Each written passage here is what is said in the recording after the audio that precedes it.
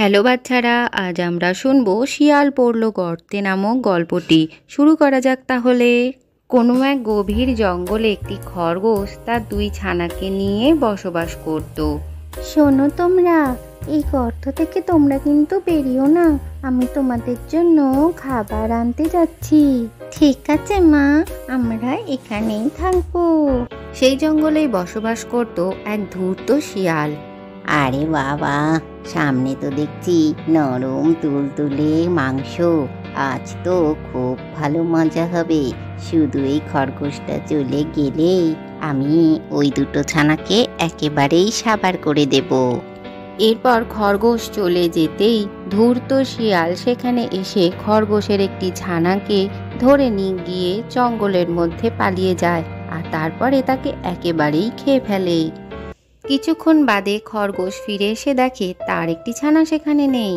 এ কি হলো আমার ছোট ছানাটা কোথায় গেল? তোমার ভাইকে কে নিয়ে গেল?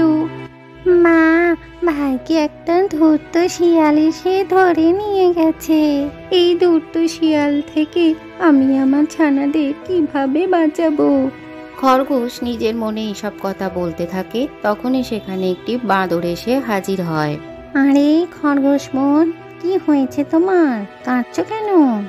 বাদুর দাদা, কি বলি তোমার, আমি দুটো আমার ছানাকে এখানে রেখে খাবার আনতে গিয়েছিলাম। এসে দেখি আমার একটা ছানাকে ধূর্ত শিয়াল ধরে নিয়ে গেছে। এভাবে আমি আমার ছানাদের কি করে রক্ষা করব? ও, এই ব্যাপার। ওই ধূর্ত শিয়াল এই জঙ্গলেই বাস করে। আমি তোমাকে একটা বুদ্ধি দিচ্ছি। ওই ধূর্ত শিয়ালকে কি করে জব্দ করতে হয় তা আমি জানি। এরপর বাঁদরের পরামর্শ মতো খরগোশ তার গুহার সামনে একটি বড় গর্ত খোঁড়ে আর তার ওপরে কিছু গাছের পাতা রেখে দেয়। শোনো আমার ছানা, তুমি কিন্তু একদমই ভয় পাবে না। ওই ধূর্ত শিয়াল এখানে আসলেও তোমার কোনো ক্ষতি করতে পারবে না। আমি ওই গাছের আড়ালে রয়েছি। এরপর খরগোশ গিয়ে গাছের আড়ালে লুকিয়ে পড়ে।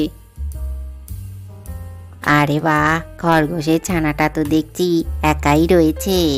যাই, আজ ওই ছানাটাকে সাবার করে আসি। এরপরে ধূর্ত শিয়াল ছানাটিকে ধরতে গেলে সেই গর্তের মধ্যে পড়ে যায়। কে কোথায় আছো? বাঁচাও আমায়, আমি এই গর্তের মধ্যে পড়ে গেছি। ধূর্ত শিয়াল, তুমি আমার একটা ছানাকে খেয়েছো।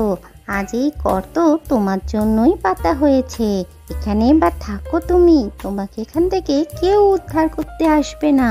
আরে ধূর্ত শিয়াল, তোমার জন্যই তো এই গর্ত খোঁড়া হয়েছে। এবার থাকো তুমি এখানে। আজকের গল্পটি থেকে কি শিখলে বাচ্চারা? বুদ্ধি আর সাহস থাকলে যে কোনো সমস্যারই সহজেই সমাধান করা যায়। ভিডিওটি ভালো লাগলে চ্যানেলটিকে লাইক ও শেয়ার করে সাবস্ক্রাইব করে দিও।